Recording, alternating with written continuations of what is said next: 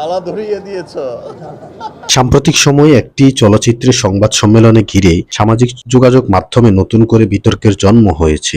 শাকিব খানকে কেন্দ্র করে ছড়িয়ে পড়া কিছু ছবি, ভিডিও ক্লিপ নিয়ে শুরু হয়েছে ব্যাপক আলোচনা। ফিঞ্চ সিনেমার সংবাদ সম্মেলনে অংশ নেন শাকিব খান সহ চলচ্চিত্রের অন্যান্য অভিনয় শিল্পীরা। অনুষ্ঠান চলাকালীন কিছু মুহূর্তের ছবি, ভিডিও সোশ্যাল মিডিয়ায় ভাইরাল হয়, যেখানে দেখা যায় নায়িকাদের সঙ্গে কথা বলা বা পোজ দেওয়ার সময় শাকিব খানের শারীরিক স্পর্শ নিয়ে প্রশ্ন তুলেছে অনেকেই। সামাজিক যোগাযোগ মাধ্যমে প্রতিক্রিয়া এই বিষয়টি সামনে আসার পর থেকে নেটিজেনদের মধ্যে তাদের মতো এইসব স্পর্শ ছিল স্বাভাবিক বা পেশাদার পরিবেশের অংশ, যা সংবাদ সম্মেলনে ফটো সেশনে প্রায় দেখা যায়। অন্যদিকে বিষয়টি সংবেদনশীল দৃষ্টিতে দেখছে তাদের মতো জনসমক্ষে একজন তারকার আচরণ আরো সতর্ক হওয়া উচিত, যাতে কোনো ভুল বার্তা না যায়।